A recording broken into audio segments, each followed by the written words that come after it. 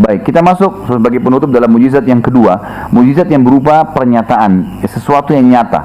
Yang paling besar mujizat Nabi SAW adalah terbelahnya bulan. Ini kejadian yang spektakuler sekali, besar sekali. Dan nanti insya Allah Anda bisa kembali ke rumah, kalau lagi iseng buka YouTube gitu kan, coba ketik foto bulan terbelah gitu. Nanti akan ada fotonya itu.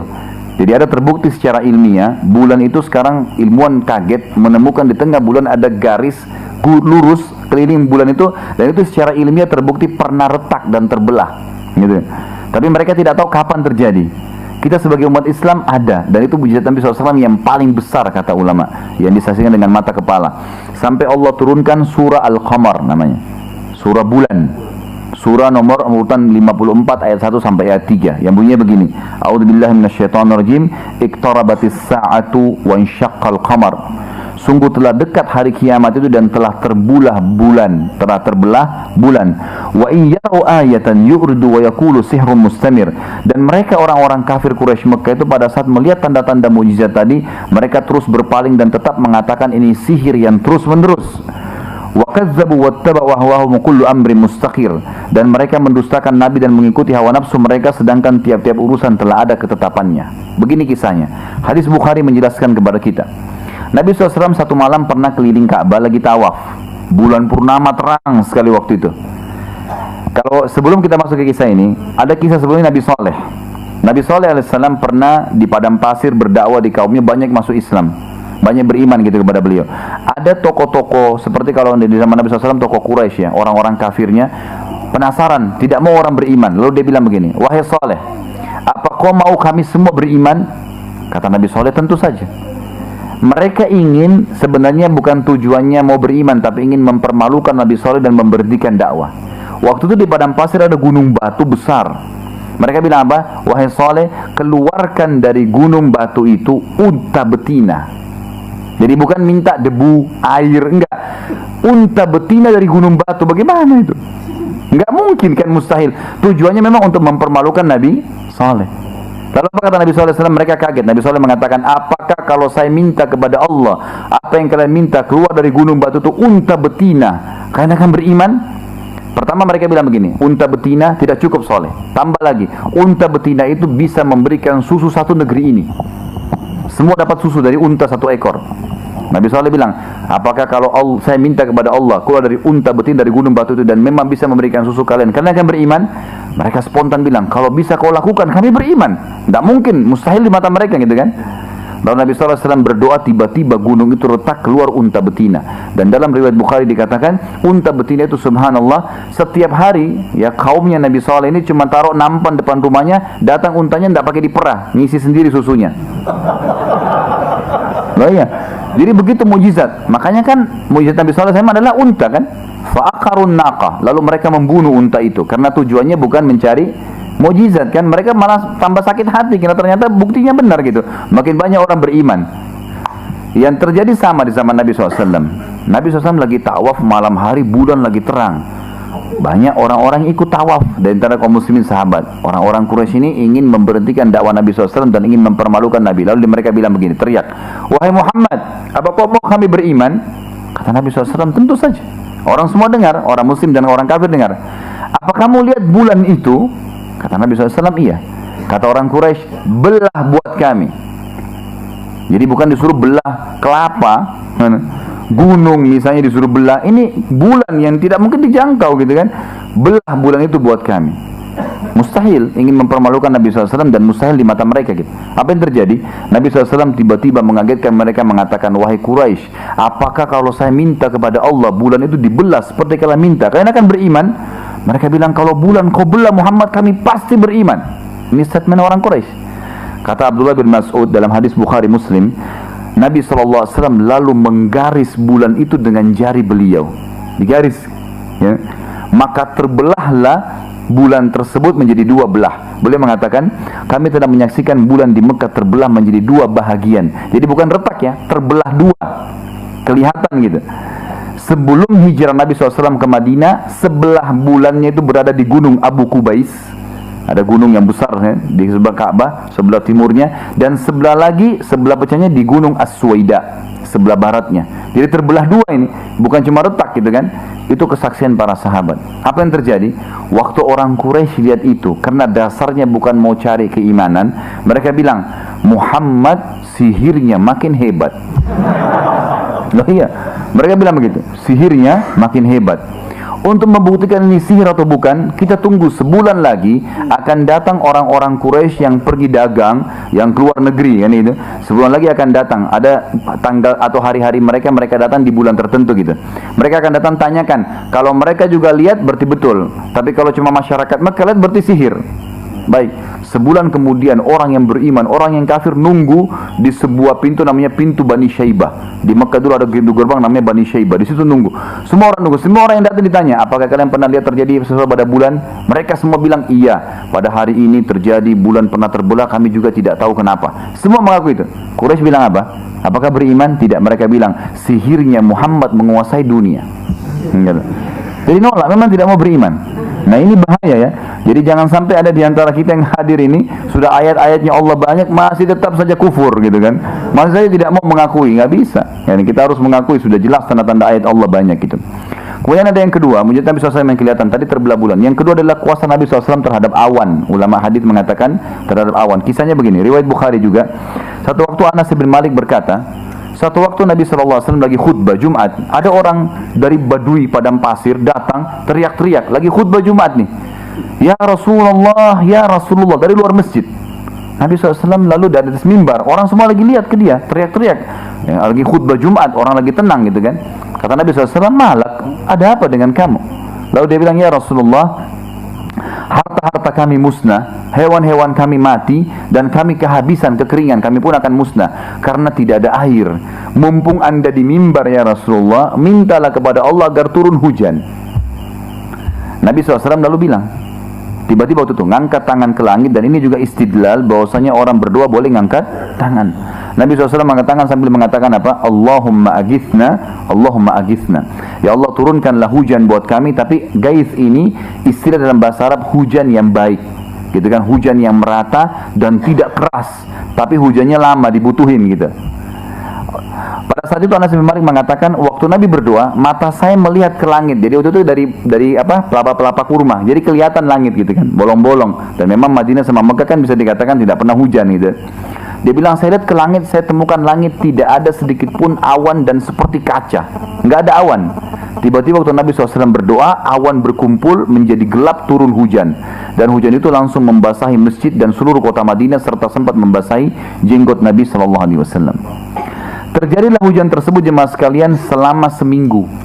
Nggak berhenti hujan. Kata Anas bin Malik, kami nggak lihat matahari seminggu. Sampai Jumat akan datang, Nabi SAW naik mimbar lagi mau khutbah, orang yang sama datang teriak-teriak lagi. Ya Rasulullah, ya Rasulullah gitu. Kata Nabi SAW, ada apa lagi? Orang itu bilang, ya Rasulullah, halakatil amwal, harta kami musnah semua. Gitu. Kemudian hewan-hewan kami mati, kami juga jadi susah, nggak bisa tinggal karena banjir. Mintalah kepada Allah agar diberhentikan hujan. Nah ini saksi mukjizatnya. Nabi SAW lalu tiba-tiba berdoa ke langit mengatakan, Allahumma hawalaina wala alaina. Ya Allah, jadikanlah hujan ini baik buat kami dan bukan masalah buat kami. Allahumma alal aqami waz-zirabi wa butuni awdiyatun wa manabi isyajar. Ya Allah, selamatkanlah semua lembah-lembah tempat orang jalan, hewan-hewan hidup, dan juga rumah-rumah kami, gitu kan? Suruh selamatkan. Lalu kata Anas bin Malik, saya melihat Nabi SAW menunjuk awan-awan tersebut dengan jari beliau. Setiap yang ditunjuk bubar awannya, berhenti hujannya. Dan ini disaksikan oleh para sahabat. Ini hadis Bukhari. Ini mujizat yang kedua, kuasa Nabi SAW terhadap awan. Kemudian yang ketiga adalah kuasa Nabi SAW terhadap hewan. Ini sudah pegal atau lanjut lagi nih? Nah, yang sudah ada yang nguap-nguap, mungkin ada yang juk mau makan gitu kan. Baik. Anak terus terang kalau ngantuk, ceramah hilang ngantuknya gitu. Jadi memang sudah hobinya di sini. Gitu. Baik, kuasa terhadap hewan. Ada sebuah riwayat Imam Ahmad pernah terjadi. Nabi SAW pernah perjalanan dengan Jabir radhiyallahu anhu, sahabat Nabi yang mulia. Waktu mau masuk Madinah, suku Arab yang di pinggir kota Madinah itu namanya suku Najjar. Suku orang-orang yang memang berkumpul banyak. Di suku Najjar ini ada satu unta jantan lagi ngamuk. Unta ini sama kuda, nendang sama gigit, gitu kan. kalau nyerang. Semua orang lewat diserang. Dan tidak ada orang yang bisa berhentikan dari suku Najjar gitu. Nabi SAW kebetulan mau lewat. Kata Jabir, ya Rasulullah, hati-hati, untanya lagi ngamuk. Dalam riwayat ini dikatakan Nabi SAW lalu mendekati unta tersebut sambil mengucapkan kalimat satu. Ta'al, kesini. Gitu.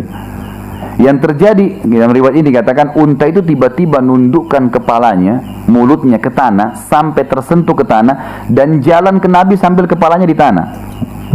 Jadi bukan angkat kepala, bukan diam, tapi memang nuruni kepala, tunduk sampai ke depan Nabi SAW. Lalu Nabi SAW pegang kepalanya dan mengatakan, mana tarik kekangannya, dikasih. Lalu beliau mengatakan kalimat yang luar biasa. Tidak ada sesuatu pun di langit juga di bumi kecuali mengetahui kalau aku adalah utusan Allah, kecuali pembangkang dari jin dan manusia. Artinya unta ini buktinya nih, dia tahu saya Rasulullah, sampai tunduk, ngamuk tidak jadi ngamuk gitu kan, kecuali pembangkang dari jin dan manusia. Sampai hewan pun seperti itu. Lalu ada yang keempat, dan ini kisah juga yang luar biasa, kisah Nabi SAW dalam menyembuhkan penyakit. Saya memilih riwayat ini karena riwayat ini menarik sebenarnya. Ada riwayat-riwayat lainnya. Riwayat ini menarik sekali. Kisah tentang seorang pimpinan Yahudi bernama Abu Rafi'. Siapa Abu Rafi' ini? Dia punya orang kaya, kepala suku di Yahudi, dan dia salah seorang pendeta. Jadi dia ini selalu ya, kalau ada pasukan suku Arab yang mau nyerang Madinah dibiayai sama dia. Kalau ada penyair yang siap mencaci maki Nabi atau agama Islam dibayar. Selalu, tapi dia tidak nyerang, dia hanya membiayai dari jauh, pengecut dia, sembunyi di bentengnya, dan bentengnya ini sangat tinggi temboknya, dan sukunya dia hidup di situ, dia dianggap raja di benteng itu, kan gitu. Jadi di benteng itu hidup kurang lebih 2.000 sampai 3.000 orang, dan di situ ada perkebunannya, ada pertaniannya, semua lengkap gitu. Nabi SAW pernah berkata kepada para sahabat selesai sholat asar, siapa di antara kalian yang bisa membunuh Abu Rafi'? Abu Rafi' ini sudah sangat luar biasa, mengganggu kondisi keamanan Madinah, mengganggu Nabi SAW, gitu kan. Siapa yang bisa membunuh? Ada seorang sahabat Nabi yang pemberani bernama Abdullah bin Abi Atiq radhiyallahu anhu. Beliau ini orangnya sangat terkenal. Pokoknya kalau perang jihad di saat pertama gitu, nggak pernah di belakang. Beliau mengatakan, aku ya Rasulullah, saya siap bunuh dia ya Rasulullah. Kata Nabi SAW, baik, pergilah dan ajak beberapa temanmu. Lalu pergilah ya Abdullah ini radhiyallahu anhu dengan beberapa sahabat, lalu sampai ke bentengnya Abu Rafi'. Ternyata benteng Abu Rafi' ini sangat tinggi, dan satu pintu gerbangnya tidak besar, kecil, ditutup dengan pintu-pintu yang dijaga dengan besi-besi yang tajam gitu kan, nggak bisa. Dan penjaganya itu jeli, tahu orang yang masuk keluar, siapa tinggal di benteng, siapa yang tidak, gitu kan. Lalu Abdullah mengatakan, saya memperhatikan susah sekali untuk masuk gitu. Satu waktu pas tiba malam itu, lagi nunggu, ternyata ada untanya Abu Rafi' hilang. Tidak ada. Maka masyarakat satu benteng itu keluar, laki-laki, perempuan, pegang obor sambil nyari gitu. Nah, Abdullah mengatakan, saya melihat ada kesempatan nih. Abdullah bin Abi Atiq lalu kemudian masuk, nyelipin diri, kemudian dia sembunyi di kandang keledai. Dan keledai ini hewan yang biar kita tidur di sebelahnya, ditepuk, dia tidak akan bicara, gitu kan. Tapi kalau dia teriak satu kali suaranya ribut gitu. Makanya Allah mengatakan inna ankaral aswati la sautul hamir gitu kan. Suara paling ribut adalah suaranya keledai itu. Tapi dia tidak akan bergerak apa-apa. Dia sembunyi di situ sampai ditutup pintu gerbang. Dia bilang sampai saya merasa sudah aman, semuanya sudah tidur. Kemudian ini dia sendiri ya. Abdullah bin sendiri. Teman-temannya masih di tempatnya di luar gitu. Abdullah bin sendiri, dia cari kesempatan gitu. Kemudian dia masuk diam-diam, kemudian sampai tadi. Kemudian dia buka pintu gerbang, diganjal sama batu, kemudian dia cari. Ternyata Abu Rafi' ini ada di satu ruangan di tingkat 2 benteng itu yang masih nyala lilinnya, ada lampunya gitu kan. Kalau dalam sini dikatakan masih ada lampunya, mungkin zaman itu adalah lilin gitu kan. Kemudian dia dekatin sama dia. Ternyata di sebelahnya itu ada pengawal-pengawalnya. Jadi Abdullah bin Abi Atiq ini kunci, dari luar tuh ada kunci-kuncinya kamar-kamar itu. Kemudian dia masuk kamar Abu Rafi'. Yang terjadi adalah dia tidak tahu kamar Abu Rafi' ini gelap. Lalu dia bilang, Abdullah bin Abi Atiq bilang, saya kemudian menggunakan suara, saya bilang, ya Abu Rafi', ya Abu Rafi' gitu, dengan suara. Abu Rafi' dengar, kayaknya suara ini dia tidak kenal. Lalu dia bilang, siapa itu? Abdullah bilang, begitu saya dengar suara dari arah tertentu, saya datang ke sana, lalu saya hantam dengan pedang dan saya lari ke pintu. Gitu kan? Tapi ternyata Abu Rafi' belum mati. Dia bilang gitu. Masih ada suaranya, gitu kan? Tapi dia kebetulan waktu itu Abu Rafi' teriak kesakitan. Abdullah bin Abi Atiq bilang, saya waktu keluar untuk melihat cahaya bulan karena di luar terang, dalam kamar tidak kelihatan gitu kan. Lalu saya lihat dia belum mati. Saya ubah suara saya lagi menggunakan retorika lain dengan suara lain gitu. Ada apa wahai Abu Rafi? Kenapa kau teriak-teriak gitu? Padahal dia sendiri, Abdullah ini sendiri gitu kan. Lalu Abdullah bilang, saya dengar suara, lalu saya datangi lagi. Lalu saya tebas lagi dengan pedang, saya lari lagi ke pintu. Maksudnya ingin melarikan diri gitu kan, kalau ada penyerangan. Ternyata Abu Rafi belum mati juga, masih teriak-teriak gitu. Lalu dia bilang, saya ubah suara saya yang ketiga kali, dan hadis ini riwayat Bukhari ya. Dia teriak yang ketiga kali, Abu Rafi ada apa gitu, dengan suara gemuruh seakan-akan ramai orang. Kemudian Abu Rafi bilang, ada orang yang mau bunuh saya. Dia bilang, saya datangin, dekatin dia, lalu saya pastikan pedang saya tertusuk di dadanya sampai terdengar tulang belakangnya gitu. Kata Abdullah radhiyallahu anhu, dibunuh, kemudian dia lari. Dia bilang, waktu saya lari, ingin melarikan diri, saya lari, saya turun tangga, saya lupa kalau anak tangga itu masih ada. Sehingga akhirnya saya jatuh dan tulang betis saya patah. Jadi patah tulang betisnya Abdullah radhiyallahu anhu. Dia keluar, dia bilang, saya keluar sambil mengikat tulang betis saya yang kanan dengan imamah saya. Dia melangkah ketemu sama teman-temannya di luar. Ya, di depan benteng. Mereka bilang, bagaimana pendapatmu? Kata Abdullah, Allah telah membunuh musuhnya Allah. Gitu kan? Allah telah membunuh musuhnya. Selesai. Kata teman-teman, kalau gitu kita lapor kepada Rasulullah. Kata Abdullah ini beratkan ya, wafa luar biasa gitu, menjalankan amanahnya. Kata Abdullah, demi Allah saya tidak pulang sampai saya dengar dia mati. Gitu. Karena ini perintah Nabi SAW. Nah, tradisi orang Yahudi kalau ada yang mati pagi-pagi, nanti ada yang naik ke atas menara teriak, si fulan telah meninggal, maafin dia yang punya utang gini-gini ya, seperti tradisi biasa kita gitu kan. Maka setelah sholat subuh ya, setelah sholat subuh orang ini teriak-teriak, Abu Rafi telah mati, maafin dia dan seterusnya. Maka Abdullah akhirnya pulanglah bertemu dengan di depan Nabi SAW. Lalu diceritakan, Nabi SAW senang untuk dengar berita, alhamdulillah kalau Allah telah membunuh musuhnya. Tapi Abdullah bilang, ya Rasulullah, tapi tulang saya patah gitu kan. Kata Nabi SAW, mana kakimu? Diulurkan. Lalu Nabi SAW mengusap, kata Abdullah, Nabi SAW mengusap betisku, tulangku, dengan usapan saja. Tiba-tiba aku bisa loncat dan hilang sakitnya. Patah tulangnya hilang. Gitu. Hilang. Dan ini hadis Bukhari. Dan ini termasuk mukjizat Nabi SAW bisa mengobati penyakit. Ada kisah yang lain riwayat Bukhari juga, Abu Qatadah. Abu Qatadah ini sahabat Nabi yang gagah, gitu kan, pintar, dan orangnya ini mau menikah waktu itu. Terjadi perang Khandak. Waktu terjadi perang Khandak, ada anak panah yang kelewat kena bola matanya Abu Qatadah, sehingga bola matanya keluar. Dalam hadis Bukhari dikatakan bola matanya keluar dengan anak panah itu. Teman-temannya Abu Qatadah bilang begini, wahai Abu Qatadah, kayaknya mata kamu sudah nggak bisa sembuh, kita potong aja.